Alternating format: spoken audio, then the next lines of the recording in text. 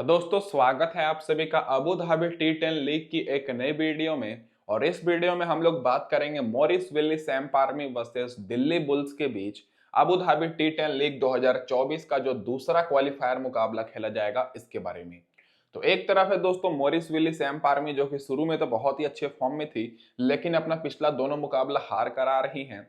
और दूसरी तरफ है दोस्तों दिल्ली बुल्स की टीम जो कि शुरू में उतने अच्छे फॉर्म में नहीं थे, लेकिन दोस्तों सारा का सारा पहला एलिमिनेटर दूसरा एलिमिनेटर मुकाबला जीत कर आ रहे हैं और बहुत ही अच्छे फॉर्म में हैं।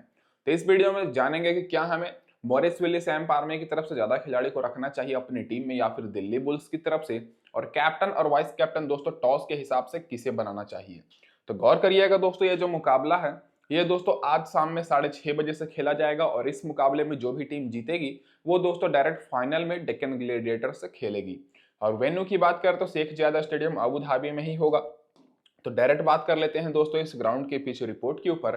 तो पूरी लेटेस्ट पिच रिपोर्ट है दोस्तों। अभी तक इस सीरीज में 38 मुकाबले हुए हैं टी10 के, जैसे कि मैंने बताया, और पहले बैटिंग करने वाली टीम 13 बार जीती है, चेस करने वाली टीम दोस्तों 25 बार। तो दोस्तों यहाँ पर पूरे 38 के 38 मुकाबले में जो भी टीम टॉस जीती है पहले गेंदबाजी करने का ही निर्णय लिया है। तो इस मुकाबले में भी आपको वही दिखेगा और जो टीम चेस करेगी उनका जीतने का चांसेस ज्यादा है।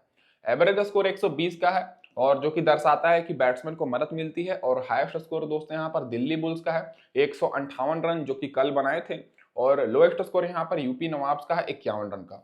स्कोरिंग पैटर्न देखिएगा तो 50 के नीचे एक बार स्कोर बना है, 50 और 70 के बीच में एक बार, 70 और 90 के बीच में, मतलब 70 और 100 के बीच में 10 बार, और 100 के ऊपर दोस्तों 26 बार स्कोर गया है। तो स्कोरिंग पैटर्न और एवरेज स्कोर देखकर तो आप लोग अंदाजा लगा ही लिए होंगे कि आपको अच्छा खासा स्कोर देखने को मिलेगा, क्योंकि दोनों टीम्स में बेहतरीन बैट्समैन भरे हुए हैं। अब डायरेक्ट बात कर लेते हैं जो रिसेंट के दो टी10 मुकाबले इस ग्राउंड पर खेले गए हैं इसके स्टैट्स के ऊपर। तो दोस्तों जो पिछला मुकाबला एलिमिनेटर 2 मुकाबला जो कल रात में 9:30 बजे खेला गया, उसमें पहले बैटिंग करते हुए दिल्ली बुल्स की टीम 158 रन की टारगेट दी थी और इस टारगेट को टीम अबू धाबी चेज नहीं करने पाई और दिल्ली बुल्स 42 रन से जीती, जिसमें फास्ट बॉलर को 7 विकेट और स्पिनर्स को 2 विकेट मिली। और उससे पहले एक और मुकाबला हुआ था जो कि एलिमिनेटर 1 मुकाबला था, और उसमें दोस्तों यूपी नवाब्स की टीम 98 रन का टारगेट दी थी और उस टारगेट को दिल्ली बुल्स मात्र 2 विकेट के नुकसान पर चेस करके 8 विकेट से जीत गई, जिसमें फास्ट बॉलर को 7 विकेट और स्पिनर्स को एक भी विकेट नहीं मिली। तो एक बार फिर से दोस्तों फास्ट बॉलर हावी हो चुके हैं और फास्ट बॉलर को ज्यादा मदद मिल रही है, और पिछले दोनों मुकाबले मिलाकर फास्ट बॉलर को 14 विकेट मिली है और स्पिनर्स को मात्र 2 विकेट। और फर्स्ट इनिंग में दोस्तों फास्ट बॉलर को 5 विकेट मिली है और स्पिनर्स को 2 विकेट, और सेकंड इनिंग में फास्ट बॉलर को 9 विकेट और स्पिनर्स को एक भी विकेट नहीं। तो आपको अपनी टीम में फास्ट बॉलर पर ज्यादा फोकस करना है और स्पिनर्स पर थोड़ा कम फोकस करना है, चाहे फर्स्ट इनिंग हो या चाहे सेकंड इनिंग, क्योंकि दोनों टीम्स अच्छी फॉर्म में है। तो दोस्तों अब डायरेक्ट बात कर लेते हैं हेड टू हेड रिकॉर्ड और रिसेंट फॉर्म के ऊपर। तो हेड टू हेड में दोस्तों दोनों टीम्स के बीच अभी तक 3 मैच हुए हैं टी10 के इतिहास में, और मॉरिस विली सैम पारमी तीनों का तीनों मैच जीती है। तो इसका मतलब यह है कि मॉरिस विली सैम पारमी बहुत ही अच्छा परफॉर्मेंस करती है दिल्ली बुल्स के खिलाफ। और इसी साल दोस्तों एक मुकाबला हुआ था कुछ ही हफ्ते पहले, उसमें भी Morrisville Samp Army Delhi Bulls को 2 रन से हराई थी। रिसेंट फॉर्म देखिएगा तो मॉरिस विली सैम पारमी का 5 में से 3 मैच जीते हैं, पिछला दोनों मुकाबला हारे हैं। दिल्ली बुल्स दोस्तों अपना पिछला दोनों एलिमिनेटर मुकाबला जीत कर आ रहे हैं, 5 में से 4 मुकाबले जीते हैं। तो दिल्ली बुल्स का कॉन्फिडेंट दोस्तों बहुत ही ज्यादा हाई होगा। अब डायरेक्ट बात कर लेते हैं दोस्तों क्या रहेगी इस मुकाबले में मॉरिस विली सैम पारमी की प्लेइंग 11। तो दोस्तों कोई भी आपको चेंजेस देखने को नहीं मिल रहा है। हालांकि दोस्तों मॉरिस विली सैम पारमी की तरफ से जैसा कि मैंने आपको बताया था कि फैफ डु प्लेसिस वापसी करेंगे और बिल्कुल वैसा हुआ।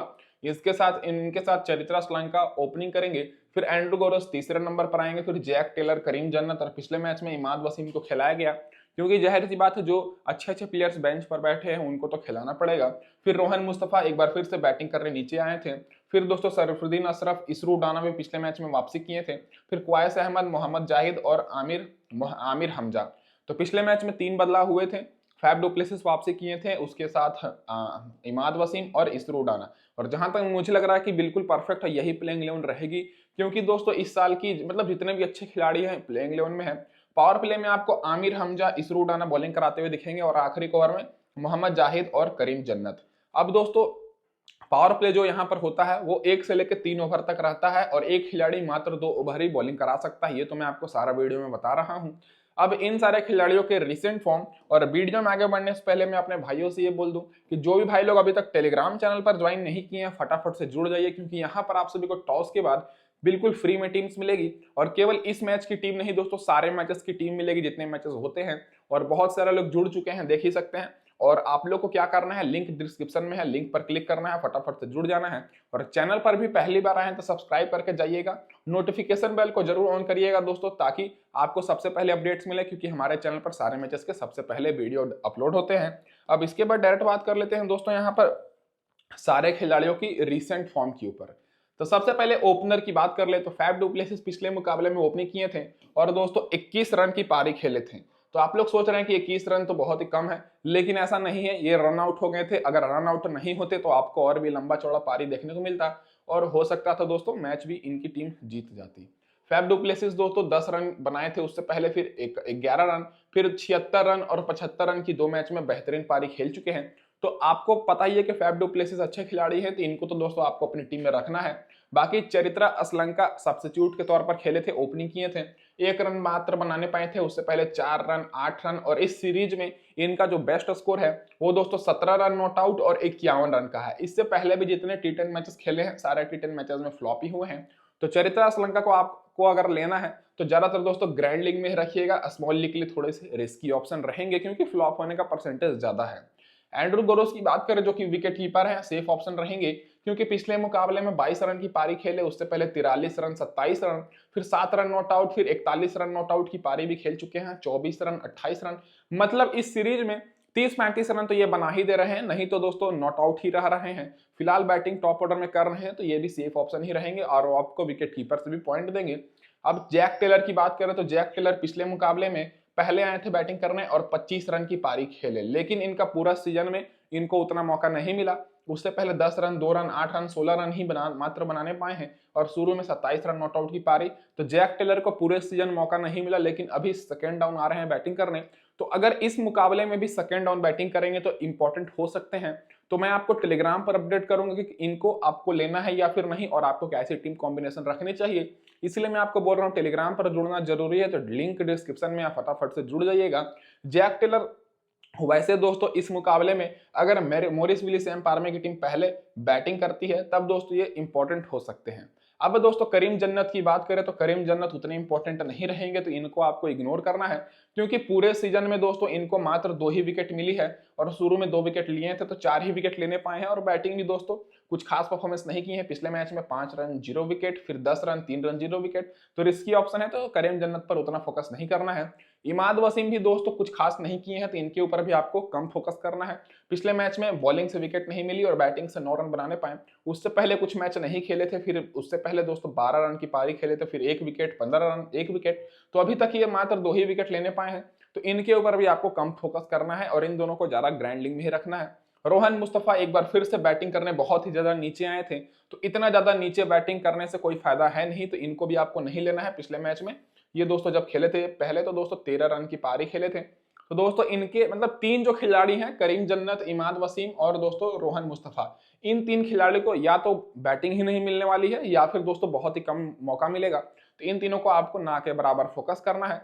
बाकी दोस्तों सरफुद्दीन अशरफ की बात करें तो पिछले मैच में ये भी बॉलिंग नहीं कराए थे, लेकिन उससे पहले 3 विकेट और 2 विकेट की पारी खेल चुके हैं, लेकिन फिर भी सरफुद्दीन अशरफ इस मुकाबले में इंपॉर्टेंट ऑप्शन रहेंगे, तो आप लोग के लिए बेस्ट रहेंगे।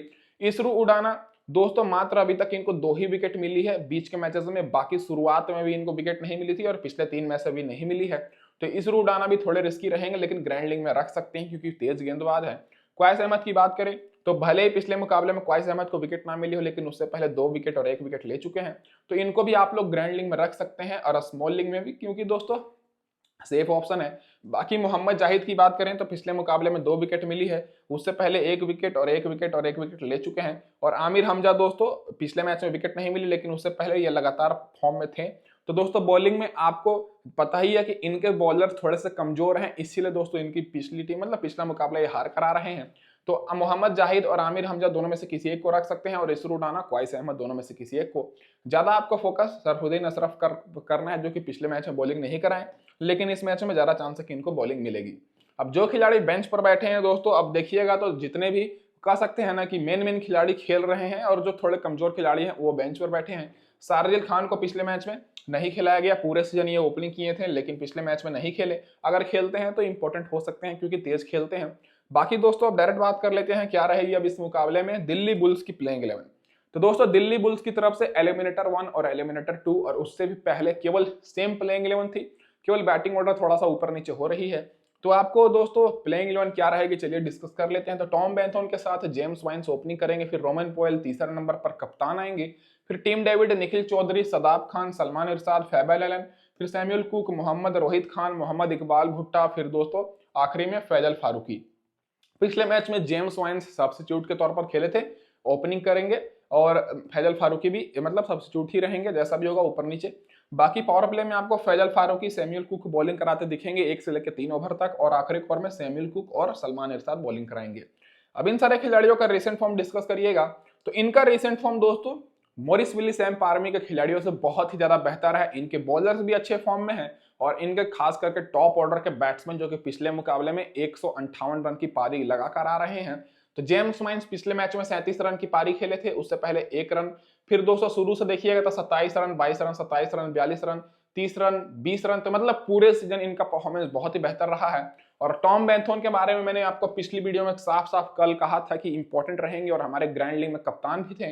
इन्होंने 50 रन की पारी खेली थी एलिमिनेटर 1 मुकाबले में, और एलिमिनेटर 2 में दोस्तों कल 9 बजे वाले में 73 रन की, और उससे पहले भी इनका परफॉर्मेंस बहुत ही अच्छा है। तो दोनों ओपनर्स इस मुकाबले में बेस्ट ऑप्शन रहेंगे। तो जहां तक मुझे लग रहा है कि जैसा फॉर्म के बेसिस पर देखा जाए तो दिल्ली बुल्स भी जीत सकती है। सदाब खान पिछले 2 मुकाबले से फर्स्ट डाउन बैटिंग करने आ रहे हैं और 25 रन और 16 रन की पारी खेले हैं। पिछले दोनों मुकाबले में इनको बॉलिंग करने का मौका नहीं मिला, तो हो सकता है इस मुकाबले में भी फर्स्ट डाउन बैटिंग करने, जो कि मैं आपको टेलीग्राम पर अपडेट करूंगा। और अगर बॉलिंग कराते भी हैं तो इंपॉर्टेंट रहेंगे क्योंकि बॉलिंग से 2 विकेट, 1 विकेट, 20 रन, फिर 1 विकेट की भी पारी खेले हैं। तो सदाब खान ऑलराउंडर सेक्शन से भी सेफ ऑप्शन रहेंगे।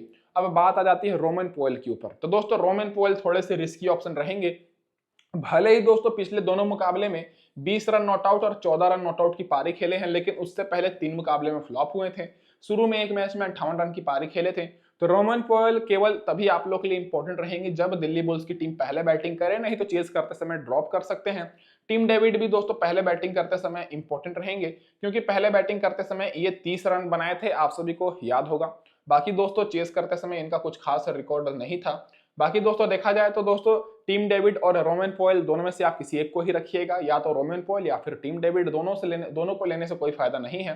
हालांकि दोस्तों दोनों को देखा जाए तो उतना मौका मिला नहीं है। टीम डेविड को तो उतना मौका नहीं मिला है, लेकिन रोमन पोयल को मौका मिला है, लेकिन कुछ खास नहीं किए हैं। निखिल चौधरी रिस्की ऑप्शन रहेंगे तो इनको साफ इग्नोर कर देना है। पिछले 4 मुकाबले में फ्लॉप हुए हैं और बैटिंग करने का भी मौका नहीं मिला है। सलमान इरशाद पिछले मैच में 2 विकेट, उससे पहले 1 विकेट, 2 विकेट और 1 विकेट, पिछले 4 मुकाबले में दोस्तों ये 6 विकेट ले चुके हैं। तो बेस्ट ऑप्शन रहेंगे बॉलिंग सेक्शन से। फैबन एलन रिस्की ऑप्शन है तो इनके ऊपर आपको गौर भी नहीं करना है। पिछले मैच में ना बैटिंग मिला ना बॉलिंग, और उससे पहले भी ना बैटिंग मिला ना बॉलिंग, केवल प्लेइंग 11 के पार्ट हैं, केवल फील्डिंग कर रहे हैं और कुछ कर नहीं रहे। तो आपको निखिल चौधरी और फैबन एलन पर ना के बराबर फोकस करना है। बाकी आपको सलमान इरशाद को अपनी टीम में रखना है। सैमुअल कुक दोस्तों, सर जब सैमुअल कुक आए थे तो उस टाइम दोस्तों सैमुअल कुक को मिली थी 2 विकेट, 1 विकेट और 3 विकेट। 3 मैच में ये दोस्तों 6 विकेट ले लिए, लेकिन पिछले 3 मैच में इनको 1 भी विकेट नहीं मिली। तो सैमुअल कुक को बहुत ही लोगों ने नहीं लिया है। तो सैमुअल कुक को आप लोग ग्रैंड लीग में ट्रम्प प्लेयर के रूप में ले सकते हैं क्योंकि जब भी विकेट लेते हैं 2-3 विकेट इनको मिल जाती है, और शुरू में भी और आखिरी में भी बॉलिंग कराएंगे। मोहम्मद रोहित खान पिछले मैच में विकेट नहीं मिली। मोहम्मद इकबाल भुट्टा लगातार विकेट लेते आ रहे हैं, और फैजल फारूकी दोस्तों पिछले मैच में इनको 3 विकेट मिली। तो बॉलिंग में दोस्तों जो सबसे इंपॉर्टेंट रहेंगे वो तो दोस्तों टॉप ऑर्डर से सलमान इरशाद के बारे में बता दिया। बाकी दोस्तों मोहम्मद इकबाल भुट्टा और फैजल फारूकी के ऊपर फोकस करना है। मोहम्मद रोहित खान इनको भी ले सकते हैं अगर दोस्तों दिल्ली बुल्स की टीम पहले गेंदबाजी करती है। अब डायरेक्ट बात कर लेते हैं जो खिलाड़ी बेंच पर बैठे हैं। तो देखा जाए तो दोस्तों यहाँ पर बेंच पर 4-5 खिलाड़ी बैठे हैं और इनमें से खेलने के चांसेस किसी का नहीं है क्योंकि जो इनकी प्लेइंग 11 है दोस्तों लगातार सारे मैचेस में सेम रह रही है।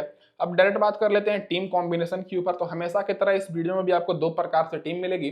पहली टीम स्मॉल लीग की टीम रहेगी, दूसरी टीम हमारी ग्रैंड लीग की ट्रम्प टीम रहेगी जो कि हर मैच में अच्छा परफॉर्मेंस करती है। तो पहले टीम में मैंने कैप्टन किया है फैफ डु प्लेसिस को, जो कि सेफ कप्तान रहेंगे, वाइस कप्तान टॉम बेंटन को। टॉम बेंटन भी लगातार हर मैच में अच्छा परफॉर्मेंस कर रहे हैं। विकेट कीपर से एंड्रू गुरुस को मैंने लिया है। बाकी बैटिंग सेक्शन से रोमन पोयल, जेम्स वाइन्स को, रोमन वोल्फ को आप लोग ड्रॉप कर सकते हैं, इनकी जगह पर कोई बॉलर या फिर किसी और को रख सकते हैं। बाकी मैंने करीम जन्नत को लिया है, शादाब खान को, और बॉलिंग में आमिर हमजा, मोहम्मद इकबाल भुट्टा, मोहम्मद रोहित खान और फैजल फारूकी। तो ये दोस्तों हमारी पूरी की पूरी सेफ टीम है। और इस टीम में मैंने दो खिलाड़ी ऐसे लिए हैं जो कि रिस्की खिलाड़ी हैं। सबसे पहले करीम जन्नत हो गए और दूसरे रोमन पोयल। तो करीम जन्नत की जगह पर आप लोग कोई मॉरिस विली सैम पार्मे की तरफ से टॉप ऑर्डर से खिलाड़ी को रख सकते हैं, या फिर रोमन पोयल की जगह पर बॉलर को रख सकते हैं। ये हो गई दोस्तों यहाँ पर हमारी सेफ टीम। 7 खिलाड़ी मैंने दिल्ली बुल्स की तरफ से लिया है, 4 खिलाड़ी मॉरिस विली सैम पार्मे की तरफ से। दिल्ली बुल्स अभी अच्छा परफॉर्मेंस कर रही है, इसलिए मैंने उनकी तरफ से ज्यादा खिलाड़ी को रखा है। अब दूसरी टीम की बात करें जो कि हमारी ग्रैंड लीग की टीम है, तो यहाँ पर दोस्तों मैंने कप्तान बनाया है जेम्स वाइन्स को, वाइस कप्तान दोस्तों यहाँ पर मैंने बनाया है फैफ डु प्लेसिस को, विकेट कीपर में असलंका को रखा हूं दोस्तों बैटिंग सेक्शन से मैंने रोमन पोयल को यहाँ पर लिया था, लेकिन इनकी जगह पर असलंका को मैंने किया है। बाकी एंड्रू ग्रोस और टॉम बेंटन हमारे दोनों वही विकेट कीपर रहेंगे। ऑलराउंडर में मैंने वही रखा है। और बॉलिंग में बात करें तो आमिर हमजा, यहाँ पर सरफुद्दीन अशरफ को मैंने लिया, इरशाद को लिया, जो कि पिछले मुकाबले में बॉलिंग नहीं कराए थे लेकिन उससे पहले लगातार विकेट मिली थी। फिर दोस्तों यहाँ पर मोहम्मद इकबाल भुट्टा, फैजल फारूकी। तो ये होगी दोस्तों ग्रैंड लीग की टीम, ये हो गई स्मॉल लीग की टीम। ग्रैंड लीग में हमारे कप्तान टॉप ऑर्डर के ही बैट्समैन रहेंगे और स्मॉल लीग में भी। और फाइनल टीम के लिए आप लोग टेलीग्राम पर जुड़ जाइएगा। तो दोस्तों इस वीडियो में बस इतना ही। वीडियो देखने के लिए धन्यवाद। चैनल को सब्सक्राइब नहीं किया, सब्सक्राइब कर दिया। धन्यवाद दोस्तों आप सभी का वीडियो देखने के लिए।